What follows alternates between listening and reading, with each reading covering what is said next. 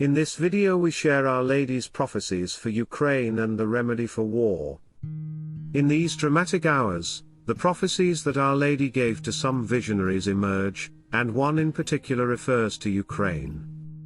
In these, Mary gives a very precise message.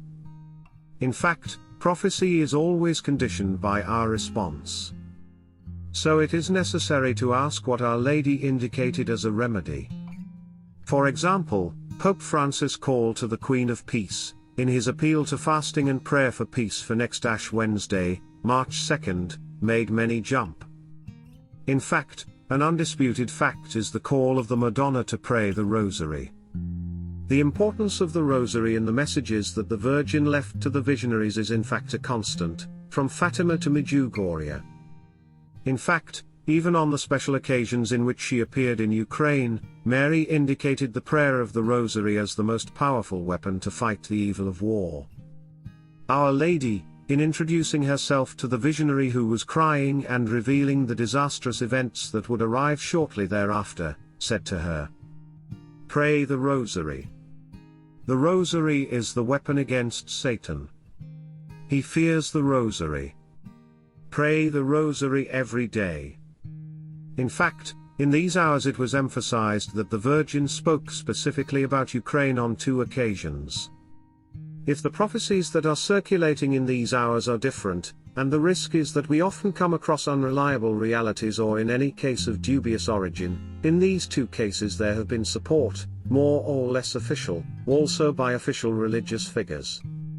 When Our Lady appeared on April 26, 1987 to a 12-year-old girl, Maria Kisin, in Ukraine, there were thousands of them who saw Mary with the child Jesus in her arms, high on the tower of the village church. It was said that 500,000 people saw it.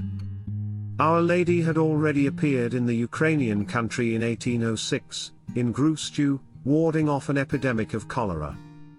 In 1914 she appeared to 22 peasants indicating to them the suffering that the Ukrainian people would have to suffer for 80 years, then until the fall of the Berlin Wall and the end of the Cold War. But in the last apparition on April 26, 1987, a year had passed since the Chernobyl nuclear attack, and the event was seen by a multitude of people. A few weeks later, on May 13, 1987, during a television program, in which the miraculous incident was denied, the Virgin appeared on the screen and all viewers saw her. Pilgrims began to go to the places of her apparition with a constant influx, 45,000 a day, while the communist authorities tried to prevent it in every way. In those apparitions, Our Lady asked for prayers for the conversion of Russia and sinners, and not to forget the dead of Chernobyl, a warning about something that unfortunately could happen again.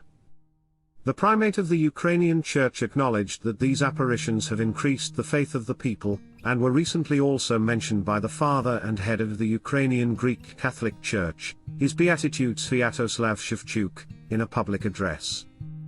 Apparitions that inevitably recall what happened in Fatima, when the 10-year-old shepherds Lucy dos Santos and 7-year-old Jacinta Marto with the 9-year-old shepherd Francisco Marto, brother of Jacinta and cousin of Lucy, on May 13, 1917 saw above a cloud a woman dressed in white holding a rosary, which was the Madonna.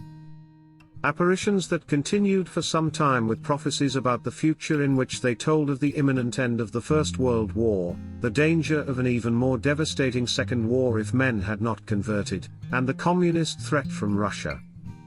The only way to counter this drift would have been the consecration of the nation itself to the Immaculate Heart of Mary, by the Pope and all the gathered bishops. For this reason today as never before there is a need to invoke the Madonna again to stop the madness of war and the absurdity of the pain and suffering that it brings with it. Thank you for supporting my channel. May God bless you and keep you. Our Lady, Queen of Peace, pray for us.